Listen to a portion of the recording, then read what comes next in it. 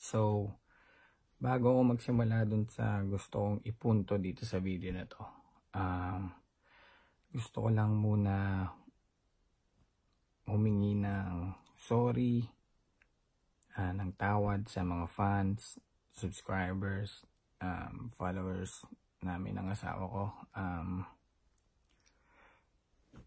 Dahil sa mga nakikita nyo sa Facebook ngayon, sa newsfeed, sa mga nakita nyo sa live, narinig nyo sa live, and yung mga lumalabas pa ng ibang issue, okay? Gusto ko lang mag-sorry sa inyo. Yung sa amin naman ng asawa ko, hindi na para gumawa ako ng apology video or mag-apologize ako dito kasi yung mga ganung bagay dapat privately na lang namin and internal na lang kung gagawin. Plus nasa UK kasi ako, so medyo nahihirapan ako kausapin siya kasi hindi siya masyadong nagre-reply. Actually, pag nagme-message ako sa kanya kahit gaano kahaba, sisin lang niya. So medyo nahihirapan ako na na kausapin siya. So pag uwi ko na lang sa Pinas, kasi right now nasa UK ako, pag uwi ko na lang sa Pinas, saka ako siya kakausapin para mas maayos ko. Andito kasi ako sa UK para ayusin yung passport ko. Ito nga, yun yung luma, and ito yung bago. Hindi para takasin yung issue, okay? Hindi ko tatakasin yan. Plus hindi ko didinay yung mga bagay na ginawa ko talaga, and yung mga maling bagay na ginawa ko, hindi ko i-deny yan. Let's go to my point, na sa point na gusto kong ipunto dito sa video na to. Ang una ko lang gusto sabihin is, marami kasi akong narinig dun sa live ni ate. Actually, nanood ako. I was watching that. I was watching her live feed. Ako yon, kung nakita niyo yung John Gutierrez is watching. Nanonood talaga ako. Pinanonood ko siya kasi gusto kong marinig kung ano yung sinasabi niya. And may mga bagay lang dun na narinig ko na hindi tama sa pandinig ko, and alam ko yung totoo, and alam din niya yung totoo, pero ginawa lang niya or may sinabi siya dun para lang mapabango yung pangalan niya, para magmukha siyang mabait, or para magmukha siyang malupit, o para siya yung agrabyado. But may isa siyang point doon na sinabi niya na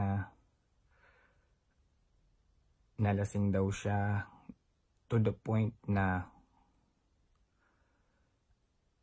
nag-pass out siya sa gilid malapit sa banyo ng Oblivion. I mean, first of all, sino ang matinong babae na magka-club kasama yung mga never niya pang na-meet na tao? First time pa lang niya akong na-meet nun. Sino matinong babae na iinom to the point na magpa-pass out kasama yung mga taong first time pa lang niyang mamimit? Diba? Hindi kita dinajudge, pero sino? Diba? Sino? And ayun nga, nag-pass out nga daw siya. Tapos ang sinabi niya doon, ang napagkarinig ko is, hinawakan ko daw yung private part niya habang lasing siya. And I was like, kung lasing ka at hinawakan ko yung ano mo, ba't naaalala mo na hinawakan ko? Diba dapat kung naaalala mo yan, kung nasa wisyo ka pa na naaalala mo yung ginawa ko, dapat dun pa lang, there and then, nagwala ka na. Nagwala ka na, pinadampot mo ako sa bouncer, dun pa lang, binitbit yun na ako sa barangay, or binitbit yun na ako sa police. Or, the next day, kinuha mo yung CCTV footage from Oblivion para lang Para may proof ka or para may evidence ka, dali mo sa police, yon. Then, kulong na ako nun, di ba? Kulong na ako nun. Kung nangyari yon. Dahil di nangyari yon, hindi mo ginawa. Hindi mo ginawa. Tapos yung sinasabi nyo, yung nakita ko dun sa post ng isa nating kaibigan. Kaibigan daw. Nilagay niya dun na kaya nasira yung damit mo dahil inaaway ka ni Tony. Inaaway ka niya dahil pinagnasahan mo siya or you took advantage of her when she was drunk. Come on, man. Baka naman kaya nasira yung sa neck ng damit ko dahil gusto niya akong halikan. Hinahabol-habol niya ako, sigaw-sigaw pa siyang Badger. King Badger, nasan si Badger? Sa labas ng Oblivion, 'di ba? Para hinahabol-habol niya ako, hinahabol-habol niya ako dahil gusto niya akong halikan. Pero ako, umiiwas-iwas ako. Nandun pa sila, sino ba yan? Yung famous na naging mukhang yung dating pinipig, tas naging ang Korean novela yung mukha. Basta nandun siya noon, nakita niyo yan, hinahabol ako, umiiwas-iwas pa nga ako Nandun din si yung kulot na makulot yung basta hindi na para mag name drop, pero kita nila yan. Plus alam ng mga totoong kaibigan ko na nandun nung time na yon na ako pa nag-alaga sa'yo nung nalasing ka. Hindi ka doon nag-pass out sa Oblivion, men. Nag-pass out ka nung malapit na tayo doon sa Jollibee.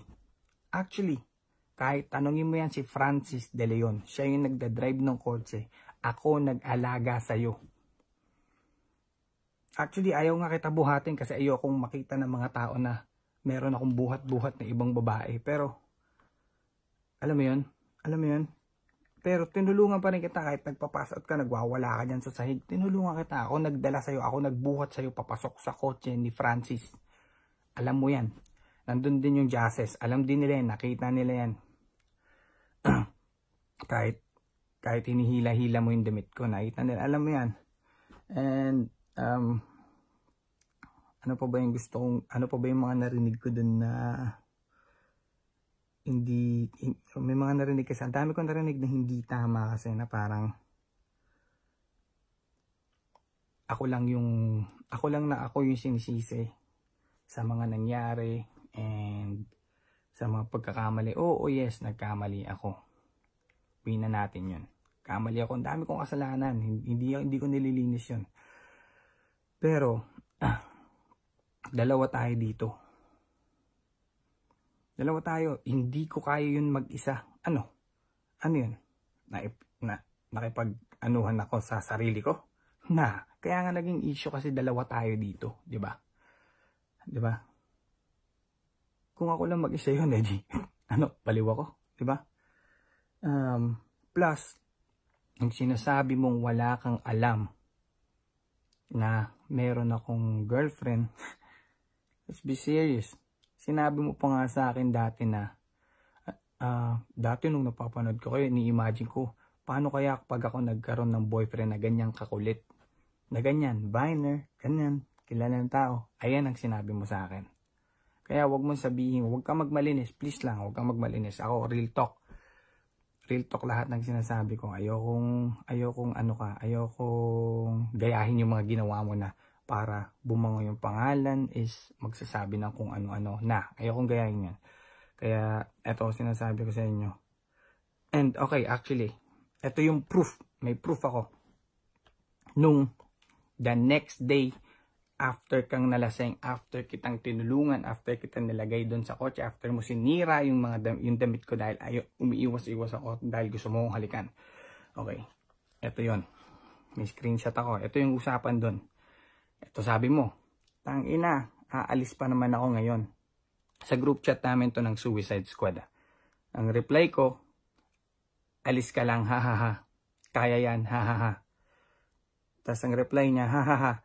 Next na makita kita, lahat ng suot mo sisirain ko.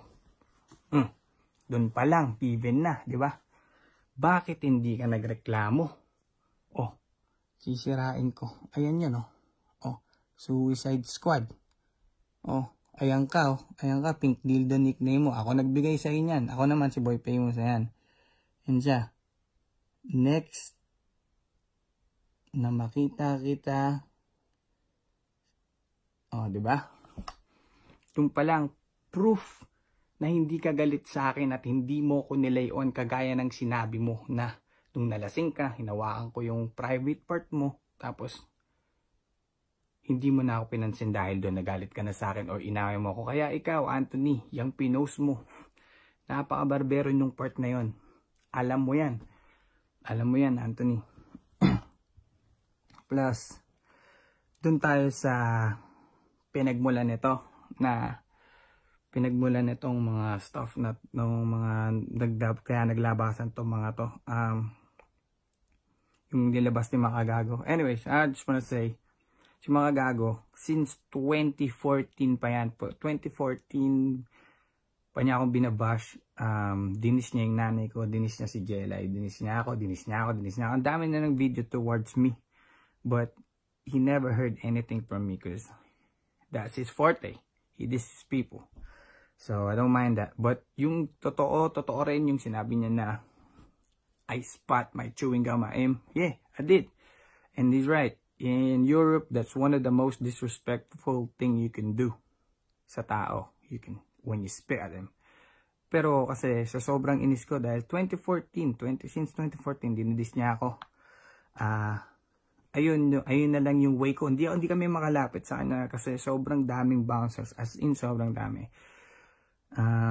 So, ayun na lang yung pinaka-disrespectful thing that I could do to him. Spit my chewing gum at him. So, hindi ko dinedeny yun. And, yun nga, dahil sa issue na sinabi niya na binigyan ko daw ng 20k si Tony 3 weeks ago. Kasama si Mark or something. Basta, ayun yun. Hindi ko dinedeny yun. Ang dinideny ko doon is yung 20,000. Hindi ko siya binigyan ng 20,000 plus yung sinasabi niya na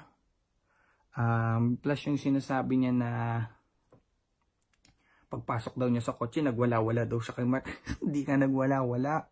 Kasi kung nagwala-wala ka, bakit nakarating pa tayo sa McDonald's at umorder pa tayo ng food, 'di ba? Hindi ka nagwala. Ang una mong sabi, ay putang ina, ang taba mo. Ayun ang sabi mo sa akin. Hindi ka nagalit, hindi ka nagwala. Kasi kung galit ka sa akin or kung nagwala ka, di dapat hindi na tayo dumating sa point na nakapunta tayo sa McDonald's para umorder ng food, di ba? Plus, kung ayaw mo talaga sumama ng mga point na yon, bakit hindi mo na lang kinuha yung pera na hinihiram mo kay Mark, hindi mo na lang kinuha yon at umalis ka, lumabas ka ng kotse, di ba? Napaka-easy, pero no, sumama ka pa sa amin, di ba? Sumama ka pa, naipagkwentuhan ka pa sa amin. Ayun, yes, inaamin ko, mali yung ginawa ko at sumama pa ako sa lakad na yon. Yes, mali yun. I'm not gonna deny it. Mali ako doon, mali yung ginawa ko dahil alam ko naman napakalaki ng issue na nagawa ko noong 2016 tapos sumama pa ako nung mga panahon na yon. Pero gusto ko lang kasi malaman nyo guys na maraming bagay na sinabi siya doon na hindi totoo. Ngayon naman, sasabihin ko sa inyo na parang hindi na talaga ako nakausap ng asawa ko. And right now, inaamin ko, nagkamali ako, hindi ako nagmamalinis at tatanggapin ko lahat ng galit ng tao.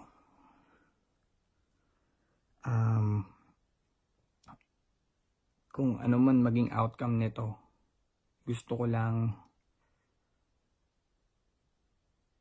na makakuha ng chance sa asawa ko na mag-sorry.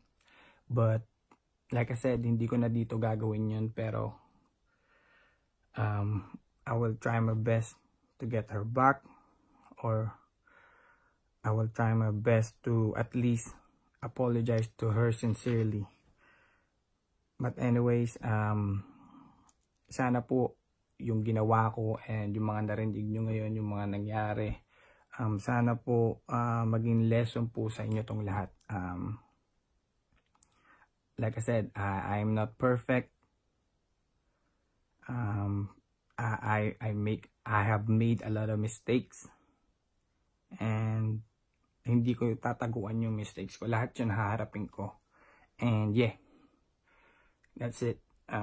Kung magkakaroon man to ng next video, nanginginig na ako. Actually, kasi naaasar ako sa mga narinig ko eh.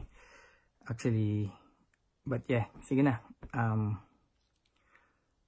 Kung magkakaroon man to ng kasunod, siguro nasa Pilipinas na ako nun. But yeah, hindi ko dinideny yung mga kasalanan ko. Inuulit ko, hindi ko dinideny yung mga kasalanan ko. At hindi rin ako nagmamalinis. Gusto ko lang malaman nyo yung totoo, yung mga totoong nangyari at yung mga mali na pinaratang sa akin. Ayun lang yung ginagawa ko. Okay? Thank you. Okay, so ito na yung second part ng video. Kasi kakatapos ko lang panoorin yung ginawa ko kanina and na-analyze ko na ang dami ko pang hindi nakiklear out and ang dami ko pang hindi nasasabing mga topic doon. And pinanood ko rin ulit yung live feed ni ate para lang ma-refresh ang utak ko kung ano yung kailangan kong sabihin. Okay? Okay. First of all, yung mga screenshot na nirelease mo, bakit yung part ko lang yung pinopost mo? Bakit yung mga part mo na ikaw yung naghahabol, yung part mo na ikaw nagpapaselos, yung part mo na ikaw yung nagtatanong ka kung kailan ako babalik, bakit hindi mo pinost doon? Bakit? Para lang malinis ka? Para lang lahat ng tao isipin na, oh, si Badger yung naghabol. Parang ganon? Come on. Don't lie. And meron pa doon narinig ko na naka-move on ka na kamo, tapos magsisend ako ng titi ko, ng private part ko pala, sorry for the word. Yun nga, magsisend ako ng private part ko sa'yo, and then naka-move on ka na pala, pero bakit magsisend ka pa sa akin pabalik ng mga stuff, mga private stuff din na hindi ko na kailangan sabihin dito? Ba't magsisend ka pa pabalik, 'di ba? 'Di ba? Ganun ang setup natin. Alam mo 'yan. You don't need to lie. Plus, alam mo na kami na ni Jelay noong mga panahon na magganon. Ang dami mong sinesend sa akin, alam mo 'yan. Ang dami mong sinesend sa akin ng mga stuff. I don't need to say it because di na kailangang elaborate dito yung part na 'yon, pero alam mo na nagsisend ka rin sa akin. Don't say na ako lang yung nagsisend and stuff, okay? Nakakainis kasi na parang ako lang. Dalawa tayo dito. Tandaan mo, dalawa tayo dito. It takes two to tango. Okay? And alam mo rin na may girlfriend ako nun. Alam mo na kami ni Jelay nun. Alam mo yun. You know that you're number 2. Hindi mo kailangan i-deny yun. Alam mo yan. Nakakaasar lang kasi isipin na dinideny mo pa yung mga bagay-bagay na alam naman natin na alam mo. And may isa pa doon na sinabi ka na nakatira ako sa inyo. Yes, tumira ako sa inyo pero hindi for 1 month, okay? Siguro mga 12 days or 2 weeks at least. Ayun. Dahil ayun na yung mga panahon na nagkakagulo na kami. And wala na ako mapuntahan dahil nahuli ako na may video ako na nag-aano ka ng ano mo at umuungol-ungol ka doon. 'Di ba? Nakita naman natin doon sa live feed ng asawa ko na yung video. So, you cannot deny that. Do not lie. And yun nga, ikaw nagyaya sa akin tumira sa inyo dahil wala naman ng mga parents ko dito. I only have my grandma. Here, and then yun nga, tumira ako sa inyo ng 12 days, but basta parang ganon, at least 2 weeks at most na yun. Ayun yung ko doon, yung in-stay ko doon. But simula nung huli tayo ni Jelay nung after ng birthday bash ko. Nagkumahog na ako nun, pabalik sa amin. Sinabi ko sa'yo, babalik na ako sa amin. Kumahog na ako nun. Simula nung binlock ako ni Jelay, simula nung pinakita niya sa akin yung video na sinundan niya tayo from Oblivion to your house, bumalik na ako nun. And ayoko lang kasing marinig na ako lang yung biniblame mo. When in fact na dalawa tayo doon. You don't need to clear yourself out sa mga tao na to kasi alam nilang totoo. Alam nila na number 2 ka. Alam mo rin sa sarili mo na number 2 ka. Alam mo yan. And last but not the least, yung 2019 ulit, ibabalik ko. Ang sinabi ni Makagago. He was right. Nagpunta kami sa Las Piñas. Pumasok siya sa kotse sa Las Piñas. But siguro mali yung source ni Makagago na nakakita sa amin na ako yung nagbigay ng pera. Because hindi ako nagbigay ng pera sa kanya. Ayun yung mali ng source ni Makagago. But everything na lumabas naman, hindi ko dinideny, and pagkakamali ko yun. Gusto ko lang naisipin yun na hindi ako nagsisinungaling, and lahat ng sinabi ko dito is real talk. Hindi ko na kailangan pang i-deny lahat yun dahil right now I think I've lost everything. Wala na akong dapat ikabahala kung ano man mawala sa akin ngayon dahil nawala na nga sa akin yung asawa ko. At the moment, hindi pa kami nag-uusap ng maayos, and hindi ko rin alam kung paano ko siya kakausapin dahil nandito ako sa UK. Ayun na yun. So this is it. I guess I just want to let you guys know that I have made a mistake. You know it. And I'm not gonna shy away from mga nangyari sa mga katotohanan. I'm not gonna shy away from it. And kung sinasabi nila, kung may ilalabas sila sa akin, kung ilabas man nila yung private part ko, wala na ako dapat ikabahala. I don't mind that. They can do it. And yun, God bless everyone.